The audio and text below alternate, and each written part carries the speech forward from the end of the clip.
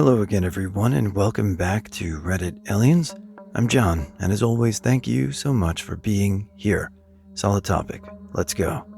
Outdoorsmen of Reddit. What's your scariest encounter? Please remember to like, share, and subscribe.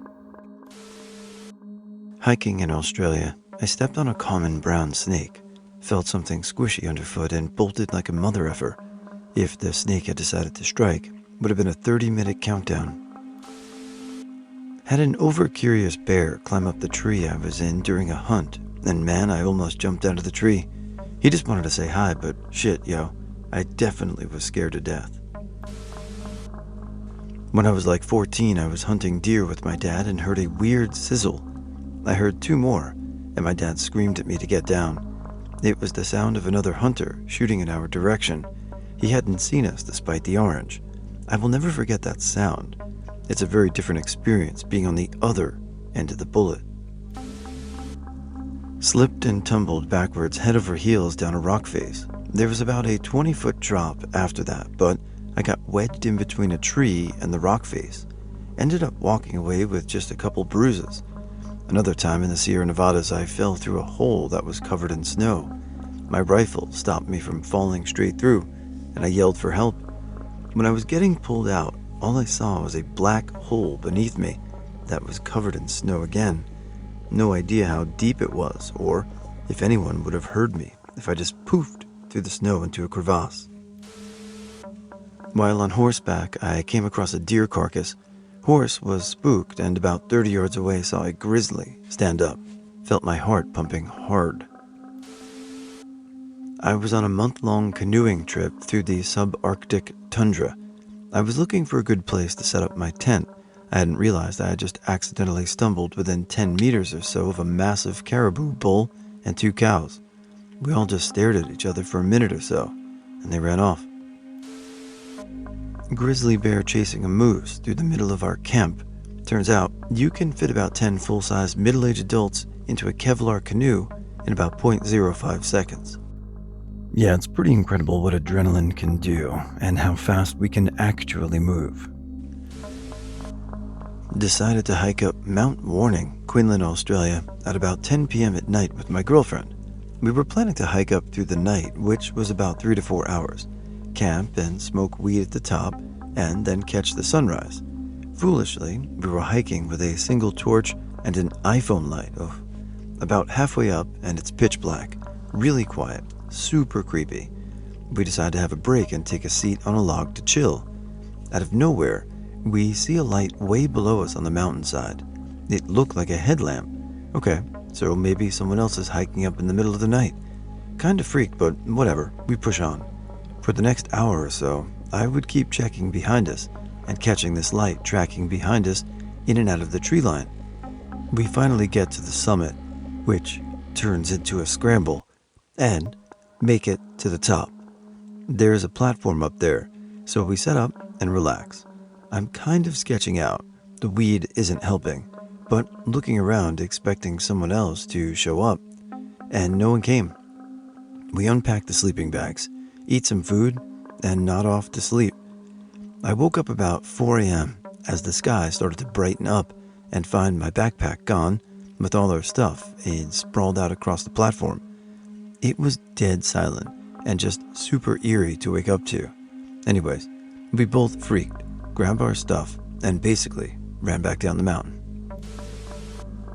On a trail in the Angeles National Forest with a friend, about a mile in, we hadn't seen anyone else since we entered. While rounding what we thought would be a secluded corner, my friend pulled out a joint and went to light it up. The noise of the lighter sparking caused something up the trail to turn around quickly. I couldn't tell what it was right away, because the lighting was dappled from trees above it, and it was colored the same as the trail and rock. I grabbed my friend's arm and quietly said, "Stop, stand up, don't turn around." Walked backwards slowly. About 30 feet in front of us was a cougar, easily bigger than any dog I've ever seen, save a Great Dane or Bernese. But this musculature on it was otherworldly compared to any dog.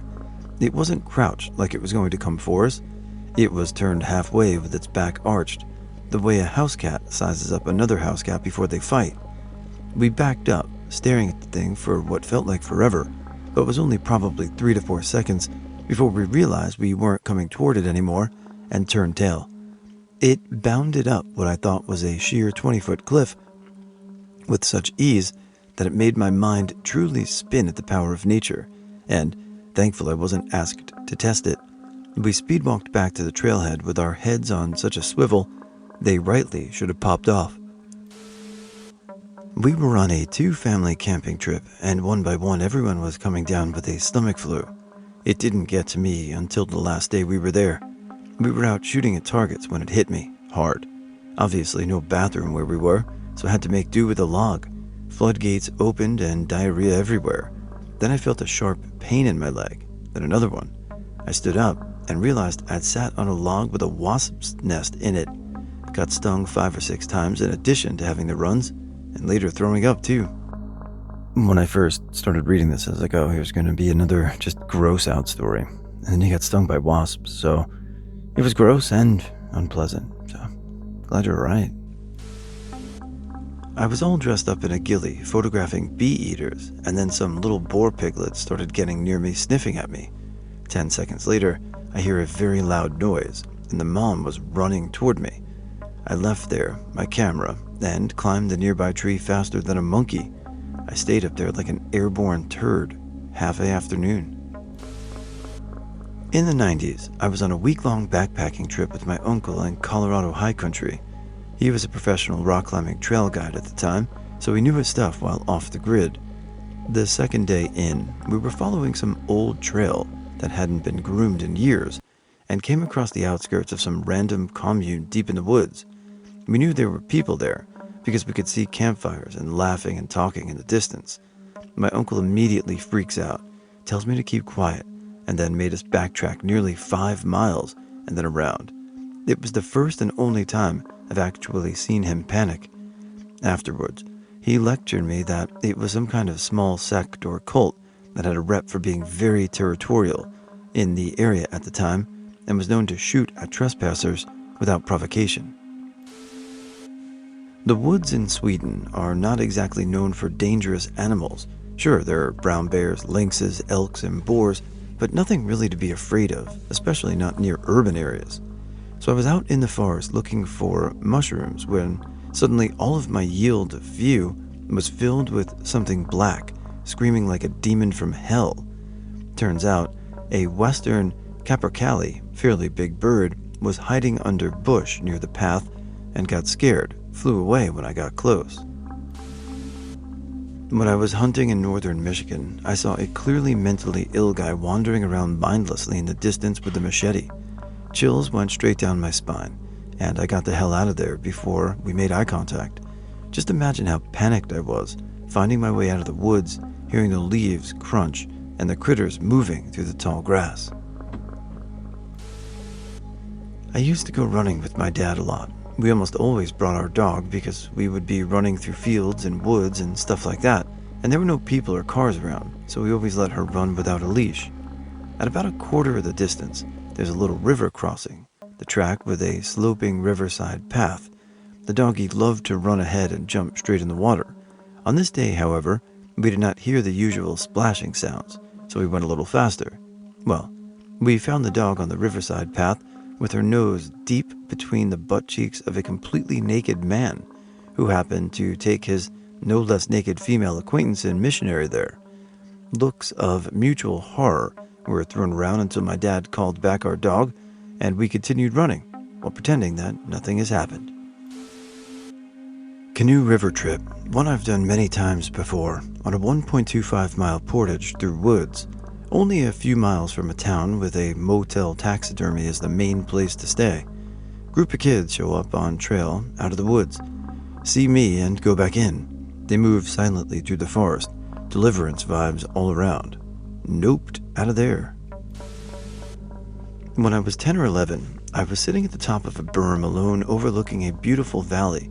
I must have sat there for a few minutes in the tall grass, soaking it up.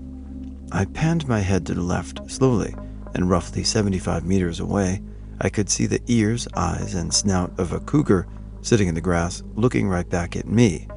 I darted back to safety as fast as I could, but when I got there, I realized that the cougar didn't give chase. It must have just been soaking up the scenery as well. Partner and I set off for a weekend camping trip in the Rocky Mountains after work on a Friday. Late start, so we didn't get to the road we were looking to camp off of until late. It was getting dark. We found a cleared area, parked my Jeep, and hastily set up our 2.5-person tent, threw in our sleeping arrangements and dog, and hopped in the tent for the night.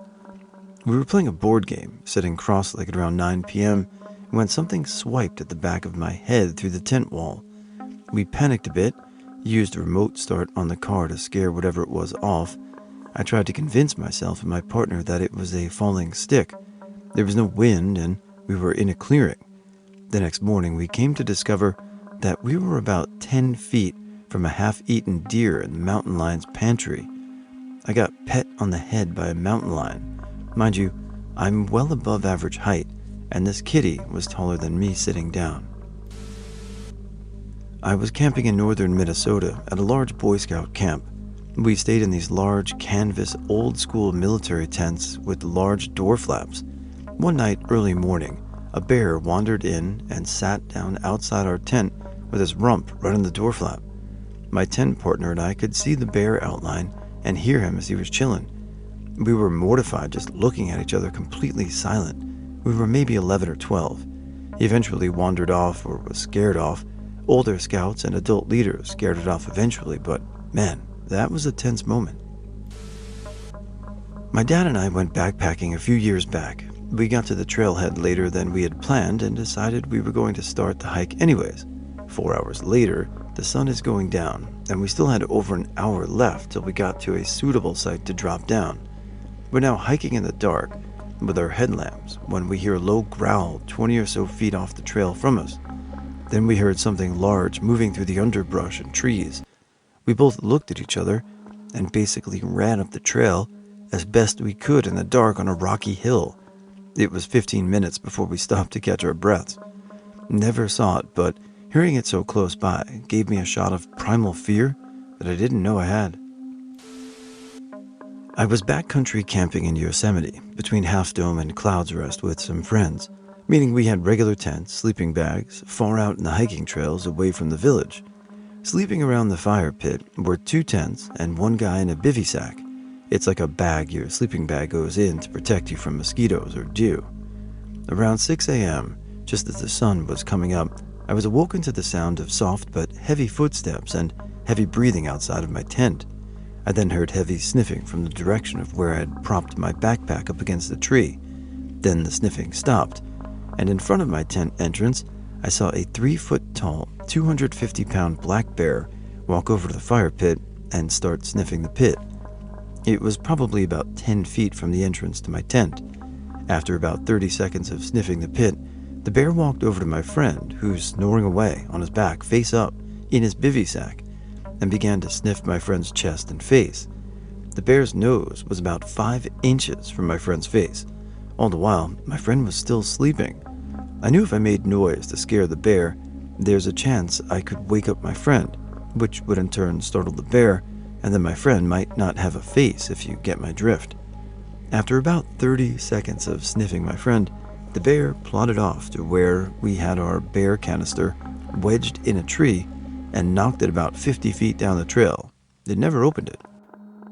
It sounds like you did the right thing. I don't think that startling your friend with the bear would have worked out well for either of them, so yeah, wow, that's wild. When I was younger, I went to a state park with my family. There's a fairly large hiking trail up a hill that leads to a cave. Well, me being a child, I thought they were taking too long, so I took off up the trail into the woods, ended up losing the trail and screaming for help for a good 20 minutes. I fully convinced myself that I could survive for at least 2 days, build a shelter, and catch some food. I'm glad they found me before I set up camp. Another time, I had just woken up from my first night on a camping trip and decided to walk to the lake. About 5 minutes into my walk, I look to my left and see 5 wild boars about 20 yards from me. That was possibly scarier than the first incident. I work as a field biologist, and spend a lot of time outdoors. One summer, I was spotlighting for ferrets in a national park, which required me to follow a trail on a GPS and shine a high-powered flashlight around in the middle of the night, looking for an eye shine reflecting back at me. The park is a dark night preserve, meaning there are no other artificial lights, and it gets seriously dark. Even with the spotlight, a lot of details end up washed out and difficult to determine. I was sweeping an area when I noticed a green eye shine by a boulder. I got excited, thinking I'd found a ferret. I radioed to command and slowly began to approach. I thought I was seeing two small eyes close together, but actually, I was seeing one single eye, which became apparent when a massive head swung around and focused its other eye on me. Turns out that boulder was actually the body of a large bison, and I was standing less than 10 feet from its snout. In the middle of rutting season, I just quietly radioed command and slowly backed away as it stared me down the entire time. I gave them a wide berth going around it, and I think I was lucky that it was either too tired or too unsure of the strange bright light to attack me.